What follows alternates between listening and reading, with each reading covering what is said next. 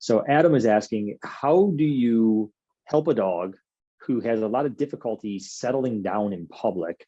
Whenever stationary in public, the dog is constantly whining and can't settle down.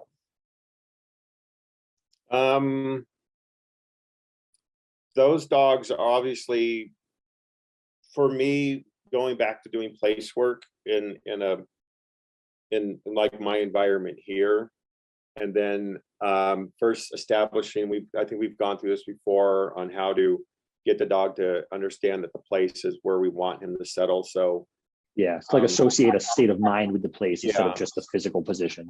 Right. So building that state of mind, how do you build that state of mind is by triggering the dog to break place.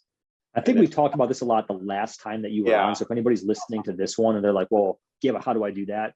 Check out the last stream with Brian, because I'm pretty sure we went into a lot of detail about creating calmness through using the place command. Right. And so then sometimes I'll let the dog go into when you do that exercise, the dog will eventually go, okay, I can't get off the place board. So then the adrenaline starts to settle, and then the dog will lay down sometimes. They might sit and they might lay down. Now, if it's a dog that's really challenging like that, I'll see them going into that down. I'll just start capturing it instead of teaching it.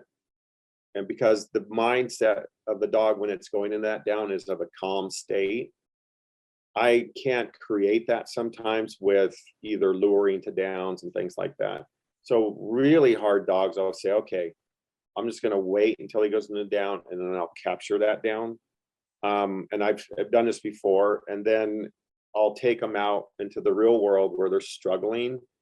And if I ask for a down, the dog might look a little confused because now we were generalizing it. Now we're in a different context. So I might have to guide with the leash and go down and down and repeat myself, and the dog will go in that down. And I've seen them over a few reps, their brain will shift, and then you'll see the body language that you were getting when the dog was on place. You'll see a dog start to list over, because that's what you've been capturing on the place. Mm-hmm. And so it's hard to teach that dog to be calm if you don't give him a reference point without stimuli. Right. And so then the brain goes, oh, this is what down feels like. And they say, okay, now we're in this environment. I'm going to ask you the same command or ask you the same behavior. But I know it's going to take your brain a little bit to click to what the body should be doing and what the mind should be doing. And it does. You'll see them eventually. If they get out of the down and break it, I'm like, okay, you can do that. I'm just going to recall you back, put you back in the down, because by doing that, you're allowing the dog to kind of burn a little bit of that anxiety instead of suppressing and holding him into the down. You're like, if they want to break, you kind of let them break. It's almost like a shake off. Okay, come back here, down again, and so it's like doing push-ups, it's like we need that adrenaline to kind of pump through the system, but holding them there, you'll see the shaking, and that's kind of the adrenalized state. And if the dog breaks, it's like a little bit of a flight behavior. You bring them back, put them back into the down again. At some point, you have to disagree with the break. But initially, if it's a new environment, you're like, okay, I'm going to let him break. Something loud happens. He breaks the down and moves, recall him back, reset him.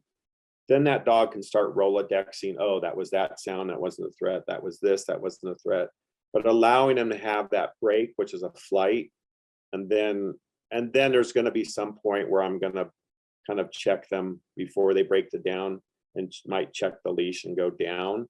So again, instead of using the no, what I'm doing is like, I see the brain wanting to break the down, I'll reinforce that by saying down. So the brain goes, oh, and you'll see it settle. If I used no, it wouldn't have the same meaning, right? Because the word association to the body laying down and the mindset is to go down and relax.